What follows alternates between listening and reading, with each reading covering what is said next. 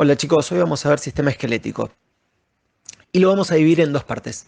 En este primer PowerPoint vamos a hablar de histología del tejido óseo, o sea, de la histología ósea, cuáles son las células y los procesos que van a estar a nivel microscópico en el hueso.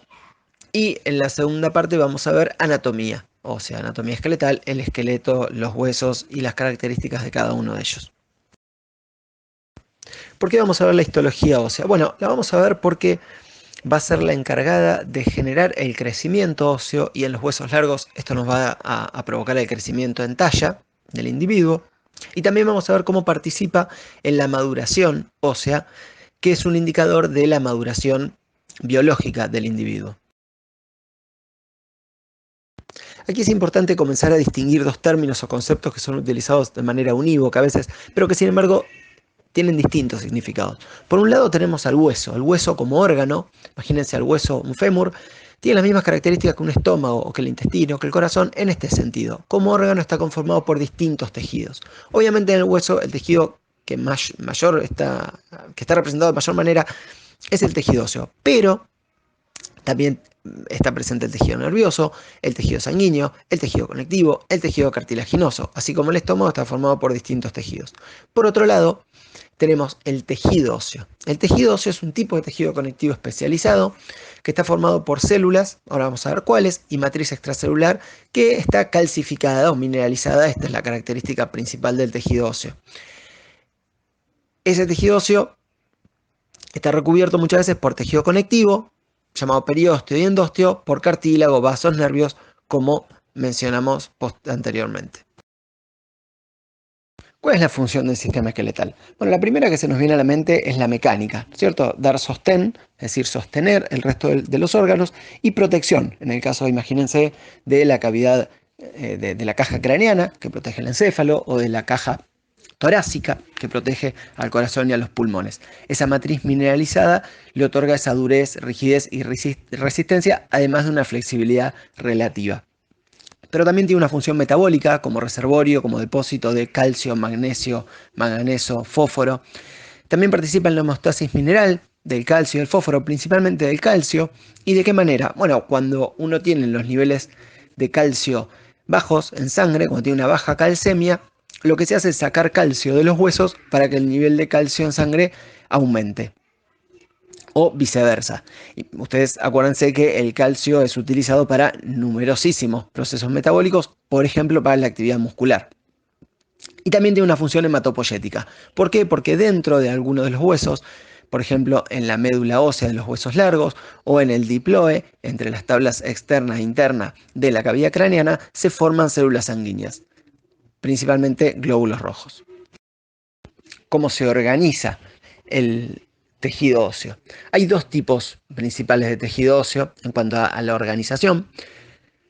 El tejido esponjoso trabecular, en donde las laminillas óseas mineralizadas se forman como una red tridimensional de trabéculas, formando un reticulado, y entre medio de ese reticulado, en esos espacios, se encuentra la médula ósea. ¿Dónde encontramos tejido óseo trabecular? Bueno, en las epífisis, es decir, en los extremos de los huesos largos, en los cuerpos vertebrales, en los huesos planos, como los huesos del cráneo, entre la parte de adentro, la tabla interna, y la parte de afuera, la tabla externa. Entre medio está el tejido óseo trabecular, que en ese caso de la caja craneana se denomina diploe, a ese tejido óseo trabecular.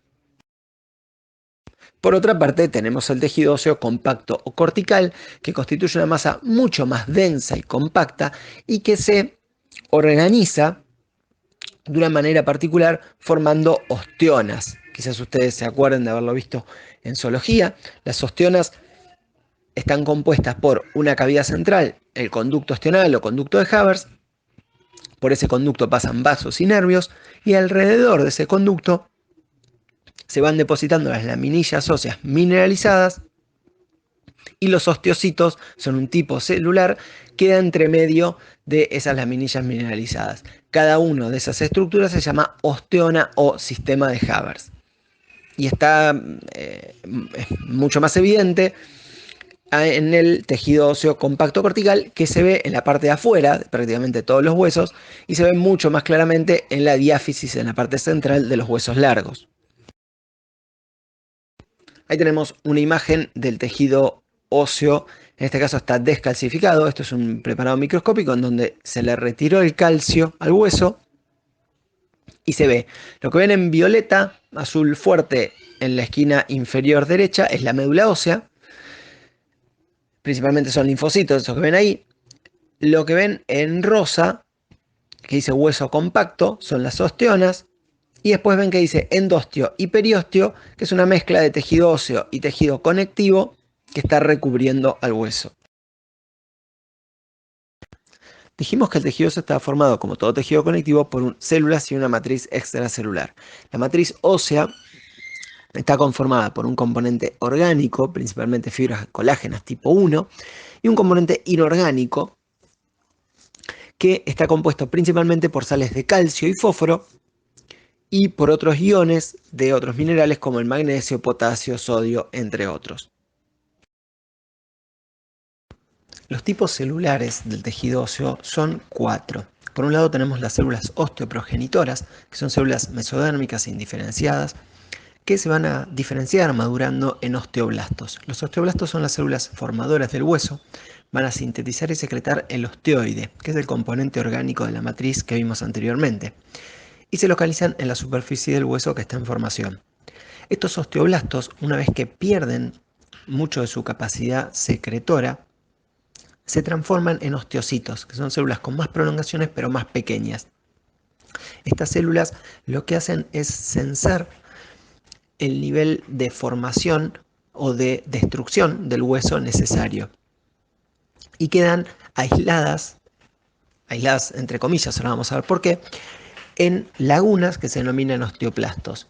No quedan aisladas por completo, sino que por medio de prolongaciones citoplasmáticas se comunican por pequeños canalículos con otros osteocitos o el conducto de Havers. Y por último tenemos los osteoclastos, que derivan de otro tipo celular, por eso están en forma independiente en la diapositiva, derivan de macrófagos, de células sanguíneas. Son células multinucleadas que lo que van a hacer es degradar y reabsorber hueso. En esa imagen lo que estamos viendo es un hueso en donde en la técnica histológica se removió la matriz mineral, todo el calcio, y lo que vemos son esas células más grandes, más rojizas, con muchos núcleos azules, que son los osteoclastos, y las células más pequeñas, que son los osteoblastos. La zona que se ve más azulada es la trabécula ósea, cómo se va formando la zona en donde se va a mineralizar el tejido. Vamos a hablar brevemente de la histogénesis. ¿Por qué es importante la histogénesis, o sea, la formación de tejido óseo? Porque va a estar signada o marcada de acuerdo al crecimiento y al desarrollo del individuo. Hay dos tipos de osificación en todos los huesos humanos. Un tipo de osificación que se llama intramembranosa, también conocida como osificación dérmica, osificación alostósica, en donde imagínense que tenemos una zona con tejido conectivo. En ese tejido conectivo comienzan a aparecer células osteoprogenitoras y se forma el tejido óseo. Es una osificación más simple que la que vamos a ver a continuación y se da principalmente en los huesos planos, por ejemplo, los huesos de la calota craneana, el occipital, el parietal. En cambio, la osificación endocondral necesita que exista un molde previo de cartílago. Hay un molde, imagínense que en el desarrollo, en el crecimiento y desarrollo del feto, vamos a tener como si fuera un fémur pero de cartílago. En ese fémur de cartílago van a ir apareciendo pequeños grupos de células osteoprogenitoras que se van a llamar núcleos primarios de osificación, que si recuerdan lo mencionamos cuando vimos el práctico de embriología. Esos núcleos primarios de osificación van a empezar a generar hueso que va a reemplazar el cartílago de ese órgano que hasta el momento era cartilaginoso. Esto se da principalmente en los huesos largos. Ahora bien, este reemplazo del tejido cartilaginoso se da de una sola vez, que se reemplaza todo el tejido cartilaginoso por todo tejido óseo. Bueno, no, en los huesos largos hay dos zonas que se ubican entre la zona central, que se llama diáfisis, y las zonas extremas, que se llaman epífisis, que se llama metáfisis, cartílago de crecimiento, placa diafisiaria, la pueden encontrar con cualquiera de esos nombres. En esa zona hay un remanente de cartílago que continuamente está formando un molde para que células óseas lo reemplacen o utilicen esa estructura para reemplazar el cartílago.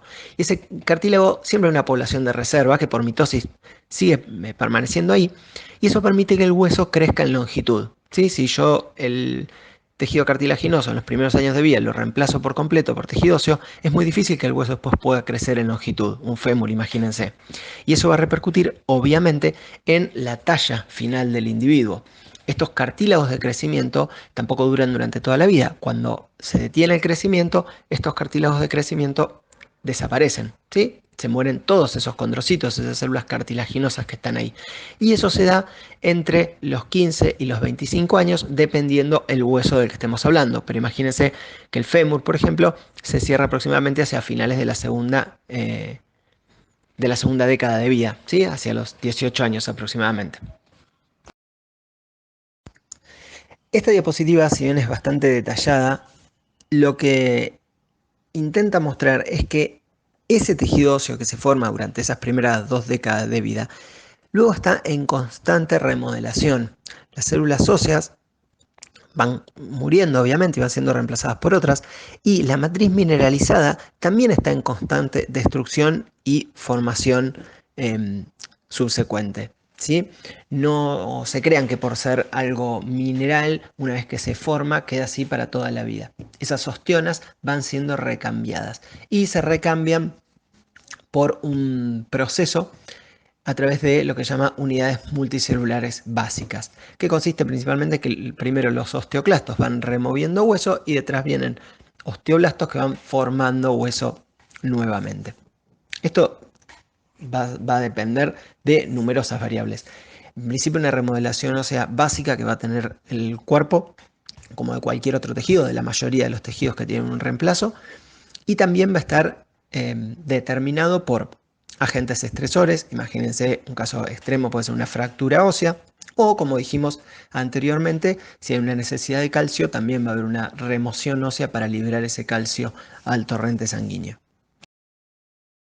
Algunas características de esta remodelación, de acuerdo al rango etario del que estemos hablando, en los jóvenes, que es lo que nos interesa principalmente en este práctico, durante el crecimiento se va a formar más hueso que el que se destruye, porque hay un crecimiento en masa ósea.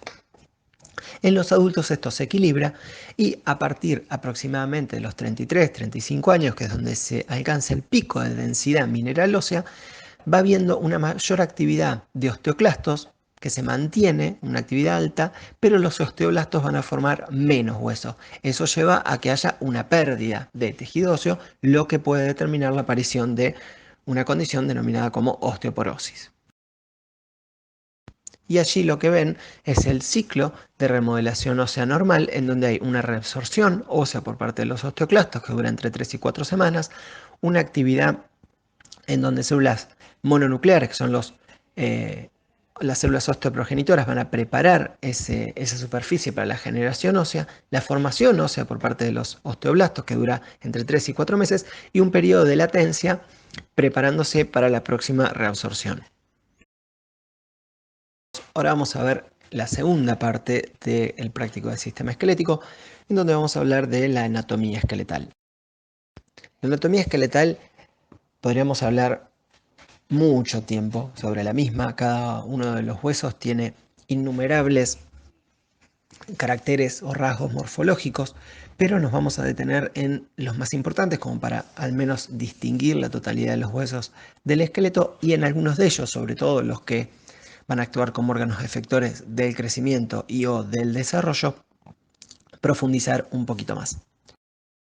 Probablemente ustedes se acuerden en zoología cuando veían los planos de simetría. Bueno, acá los planos de simetría también van a ser una referencia, principalmente el plano frontal, que va a dividir una zona anterior y una zona posterior del cuerpo, el plano sagital, que va a dividir una zona derecha y una zona izquierda, la zona superior, la zona inferior, dividida por el plano horizontal, y en los huesos largos principalmente vamos a hablar de una zona o epífisis proximal aquella más cercana al cráneo, y una zona distal, aquella más alejada del mismo.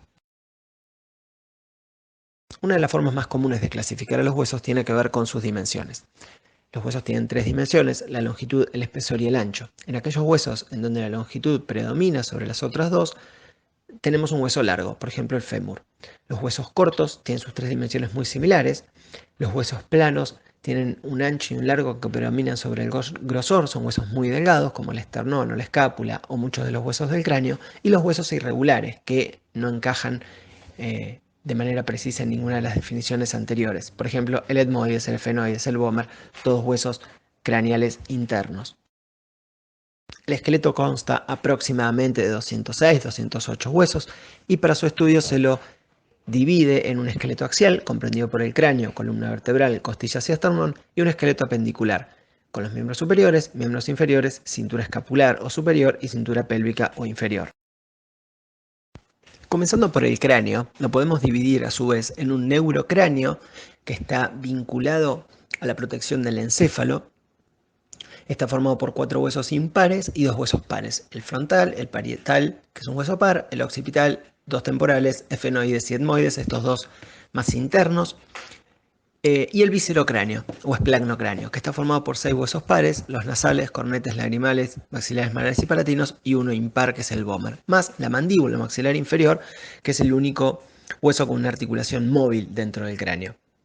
Está asociado este viscerocráneo, esplagmocráneo, a los sentidos, al olfato, a la vista y al aparato digestivo.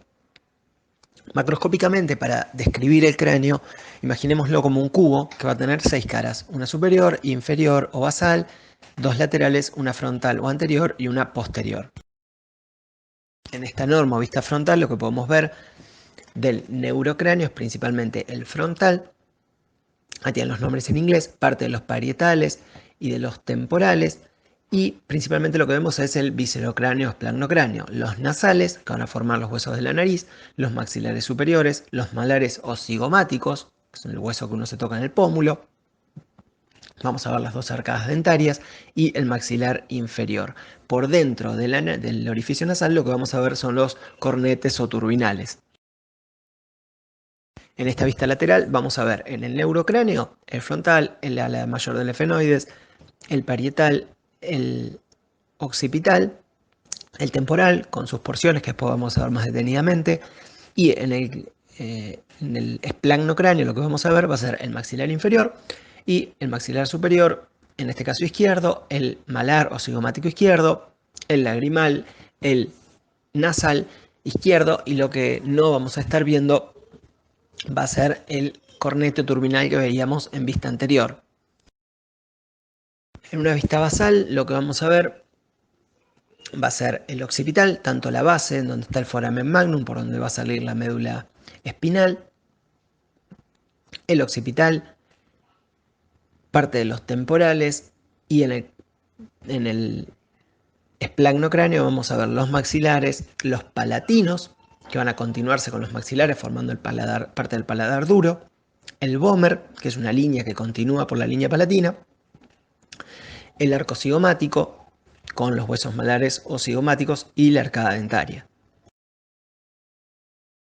En norma superior lo que vamos a ver va a ser principalmente el neurocráneo. Los 2 parietales, el frontal, parte del occipital atrás, y el arco cigomático formado por el hueso temporal y el hueso malar o cigomático. Los nasales, en la zona inferior se ven los nasales y el maxilar superior. Por último, en vista posterior, vamos a ver del neurocráneo los parietales, partes de los temporales, el occipital, y se va a ver el maxilar superior o los maxilares superiores y el maxilar inferior por debajo. En esta diapositiva lo que podemos ver son los huesos del neurocráneo, excepto el etmoides, pero de manera separada. Vemos al frontal con los techos de las órbitas, al parietal, al occipital, en donde se ve el orificio del foramen magnum, al temporal, que ahora vamos a ver todas sus partes con mayor detalle, y por debajo al esfenoides. El esfenoides tiene una zona central, se llama silla turca, porque ahí arriba se ubica el hipotálamo, 2 alas mayores, superiores y 2 alas menores e inferiores. Es un hueso principalmente interno, excepto parte de las alas mayores que se ubican en forma anterior y articulan con el temporal. Acá vemos el hueso temporal con mayor detalle, en donde vemos sus partes. La porción petrosa, caracterizada por la apófisis mastoides, la porción escamosa, en donde está la escama del temporal, y la porción cigomática. Esa porción cigomática va a articular con el hueso cigomático propiamente dicho, formando el arco cigomático. Y una particularidad del hueso temporal es que en él se encuentra el agujero auditivo externo. Aquí lo que vemos es el maxilar inferior o mandíbula en vista superior y a la derecha en vista lateral, en donde se observa el cuerpo o rama horizontal y la rama vertical. En esa rama vertical culmina en 2 saliencias, la anterior es el proceso coronoides, en donde se inserta musculatura, y la posterior es el cóndilo mandibular, que va a articular con la fosa condílea del temporal, formando la articulación temporomandibular. Por debajo lo que vemos es el hueso hioides, es el único hueso que no articula con ningún otro hueso. Es un hueso pequeño que se encuentra en el cuello y que entre sus funciones se cuenta la de insertarse los músculos de la lengua. Vamos a hablar un poquito de dientes, ya que la erupción y calcificación dentaria nos van a servir como indicadores de desarrollo, como lo vamos a ver en prácticos posteriores. En principio, la anatomía dental, cada diente consta de una corona, que es la parte que se observa en el diente, un cuello y una raíz que puede ser simple o múltiple. La forma de identificar cada uno de los dientes varía de acuerdo a si el uso es antropológico o el uso realizado por los odontólogos. Una de las fórmulas es contar desde la arcada superior derecha hasta la inferior derecha y notando como al tercer molar superior derecho 1, así sucesivamente hasta llegar al tercer molar superior izquierdo como 16, el tercer molar inferior izquierdo como 17 y llegando hasta el tercer molar inferior derecho como 32. Otra de las fórmulas es la fórmula de la Federación Dental Internacional, que se divide a las arcadas en 4 cuadrantes, cada una de ellas comienza con un número de 2 dígitos terminado en 1. Entonces la arcada superior derecha va a ir del 11 al 18, la superior izquierda del 21 al 28 y así sucesivamente. Vamos a seguir hablando del esqueleto axial, en este caso de la columna vertebral. La columna vertebral está formada por vértebras, un número bastante constante. Las vértebras cervicales de todos los mamíferos y obviamente incluido el hombre son 7. Luego hay 12 vértebras torácicas que van a articular con las costillas, 5 vértebras lumbares, 5 vértebras sacras que van a estar fusionadas formando el sacro. Este número de 5 puede ser variable, puede estar formado por 4 o por 6. Y las vértebras coxigias, que son pequeño cuerpo remanente que oscilan entre 2 a 4. Esta imagen lo que grafica son las partes de una vértebra tipo. Después vamos a ver que no es lo mismo una vértebra cervical que una torácica, una lumbar, etc. Pero en principio una vértebra consta de las siguientes partes. Un cuerpo, que en la figura A está descrita como número 1. El número 2 es todo el arco vertebral. El número 3 lo que está marcando son las apófisis articulares con las vértebras superior e inferior, lo que en zoología deben haber visto como presigoapófisis y posigoapófisis. Lo que está nombrado con el número 5 es la apófisis transversa, en donde se insertan ligamentos, y lo que está nombrado con el número 7 es la apófisis espinosa o espina vertebral. En la figura C, lo que está marcado con 8 y 9 son los pedículos y lo que está marcado con 10 y 11 son las láminas, que todo esto forma parte del arco vertebral. Entonces, la manera de diferenciar las vértebras de acuerdo a la región que ocupan va a tener que ver con ciertos rasgos morfológicos. Por ejemplo, las vértebras cervicales, que son 7, tienen como característica común y diagnóstica un orificio llamado orificio vertebral que está a los costados del cuerpo. Las 7 vértebras lo tienen. La particularidad de la vértebra 1 y 2 cervicales hacen que reciban un nombre. La cervical 1 recibe el nombre de Atlas y la cervical 2 recibe el nombre de axis o eje. Si ustedes ven el detalle que está por debajo, ven que el Atlas pierde el cuerpo durante el desarrollo intrauterino y ese cuerpo se une al cuerpo del axis, ¿sí? Formando lo que se llama una apófisis odontoide. El Atlas entonces, que es el encargado de articular con la base del cráneo, con los cóndilos occipitales y permitir el movimiento de la cabeza, puede girar la cabeza dada esta apófisis odontoides del axis que funciona como eje para la rotación del Atlas. En tanto, las vértebras torácicas tienen como característica diagnóstica dos carillas articulares pares extras que son la parapófisis y la diapófisis. ¿Con qué van a articular? Con el tubérculo y el capítulo de las costillas. Por eso las 12 vértebras torácicas van a tener en su porción lateral estas carillas articulares. Las vértebras lumbares no tienen una característica definitiva diagnóstica como las anteriores, pero digamos que por descarte y por el tamaño del cuerpo, sobre todo, que es un cuerpo mucho más grande y cuadrangular, piensen que es la zona de la columna que resiste el peso, de todo el cuerpo, ya nos vamos a dar cuenta que son vértebras lumbares. El sacro, como ya lo habíamos visto y está en detalle abajo, se fusionan, son vértebras sacras fusionadas, 4 o 5 vértebras sacras fusionadas, y el coxis, que son, como ya dijimos, unos pequeños cuerpitos vertebrales. Aquí tenemos las costillas y el esternón para terminar con el esqueleto axial. Las costillas son 12 pares de costillas. Las costillas desde la 1 hasta la 7 se denominan verdaderas porque van a articular desde la vértebra hacia el esternón de manera directa. Las costillas número 8, 9 y 10 son las denominadas falsas, no porque no sean costillas, sino porque articulan con las vértebras, pero en la zona anterior articulan con un cartílago común y ese cartílago común es el que se articula con el esternón. Y por último las costillas flotantes, la número 11 y la número 12, que no articulan de ninguna manera con el esternón. El esternón es un hueso impar que está en la zona medial del tórax y generalmente se lo divide en 3 zonas. Un manubrio, que articula con costillas y también con las clavículas, un cuerpo y el apéndice sifoides. Para comenzar hablando del esqueleto apendicular, vamos a hablar de la cintura escapular o cintura superior. Esta está compuesta por 2 huesos pares, la escápula u omóplato y la clavícula.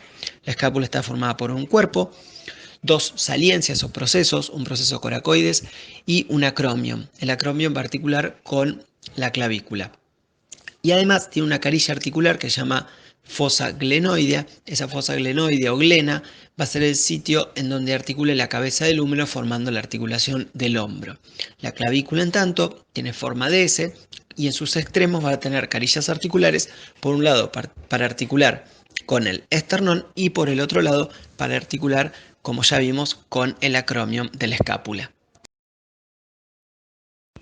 Los huesos del miembro superior son los siguientes. En primer lugar, el húmero, que como ya dijimos, en su epífisis, o sea, en su zona extrema proximal, va a articular por medio de una cabeza con la escápula, formando la articulación del hombro, y en la epífisis distal va a tener, como ustedes observan en el detalle inferior, en la zona anterior y en la zona posterior, 2 orificios o 2 fosas, fosa coronoidea y fosa olecraneana respectivamente, que van a servir para la articulación del codo, para los movimientos de flexión y extensión con el cúbito.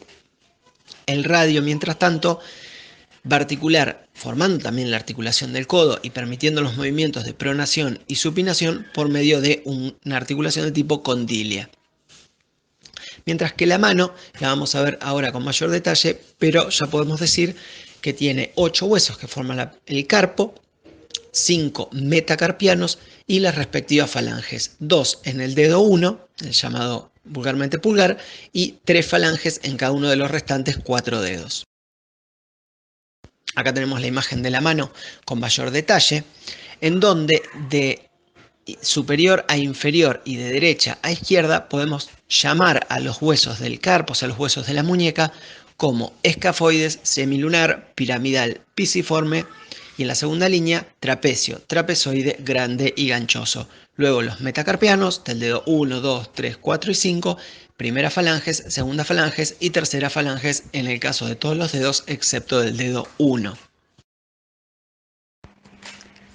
La cintura pélvica, en tanto, está compuesta por dos huesos denominados coxales, que junto al sacro forman la pelvis humana.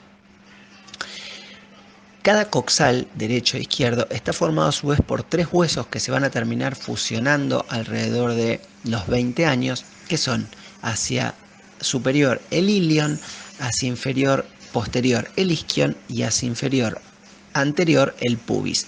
En la zona en donde se fusionan estos tres huesos forman una cavidad que se llama cavidad cotiloidea o acetábulo, que va a funcionar como receptor de la cabeza de fémur para la articulación de la cadera. Lo que están viendo en esta diapositiva es un coxal derecho. En la imagen que está a su izquierda lo ven en la zona medial y ven la articulación, la carilla articular con el sacro en la zona superior, mientras que en la imagen de la derecha lo ven en vista lateral, en donde se aprecia el acetábulo, en donde, como les decía, articula la cabeza del fémur en la articulación de la cadera. Luego tienen ahí todos los detalles de todos los rasgos morfológicos de estos huesos escritos en la imagen. Vamos a los miembros inferiores. Los miembros inferiores son bastante parecidos en la estructura a los superiores. Tenemos un hueso principal en la pierna que es el fémur, luego la tibia y la fíbula. Entre ambos entre el fémur y la tibia y la fíbula se encuentra la rótula y por último el pie. ¿Qué podemos decir del fémur? Bueno, es un hueso largo, como tal tiene una epífisis proximal y una epífisis distal. En la epífisis proximal encontramos la cabeza, que articula, como ya dijimos, con el coxal, y dos protuberancias que son el trocánter mayor y el trocánter menor, que funcionan como puntos de inserción muscular. Luego, en la epífisis distal, en la articulación de la rodilla, tenemos lo que se llaman los cóndilos femorales. Esos cóndilos femorales apoyan sobre lo que se llama la meseta tibial, que es la característica de la epífisis proximal de la tibia. Esta articulación es reforzada por un hueso, que es la rótula. Esta rótula es un hueso denominado sesamoideo. Es un hueso que comienza en el desarrollo siendo un ligamento y se va osificando hasta transformarse en un verdadero hueso. El otro hueso que está al lado de la tibia es la fíbula o peroné. Esta fíbula no articula con el fémur, sino que articula solamente con la tibia y con huesos del pie. La tibia se ubica hacia el lado interno y la fíbula hacia el lado externo del cuerpo. Ambos huesos presentan en su epífisis distal dos saliencias o protuberancias denominadas maléolos. Estos maléolos forman una especie de caja de receptáculo que articulan con el hueso del pie denominado astrágalo, formando la articulación del tobillo. El pie tiene la misma estructura que la mano. En vez de tener un carpo vamos a tener un tarso, en vez de 5 metacarpianos vamos a tener 5 metatarsianos y las falanges 2 para el dedo 1, 3 para el resto de los dedos. En esta imagen lo que vemos es los huesos del tarso, el astrágalo, que forma la articulación del tobillo, el calcáneo, que va a formar el talón por debajo, luego 5 huesos que son el primer, el segundo y el tercer cuneiforme o cuñas, el escafoides o navicular y el hueso cuboides, luego los 5 metatarsianos y las falanges que ya mencionamos.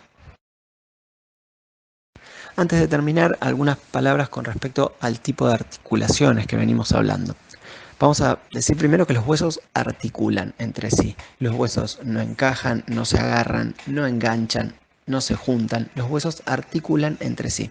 Algunas articulaciones son móviles y otras no. Las articulaciones que menos movilidad van a tener son las denominadas sinartrosis.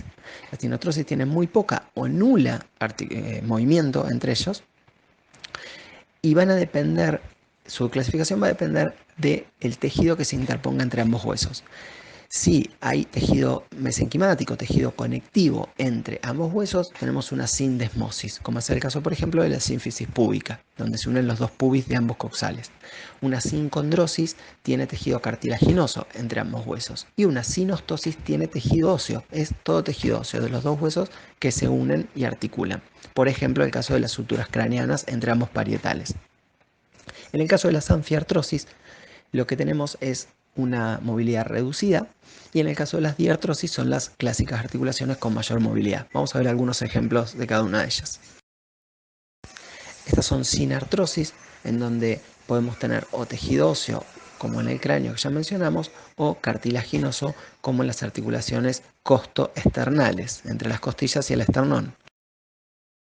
Las anfiartrosis se dan, por ejemplo, en el caso de las vértebras. Hay una movilidad, pero es bastante reducida de la columna vertebral.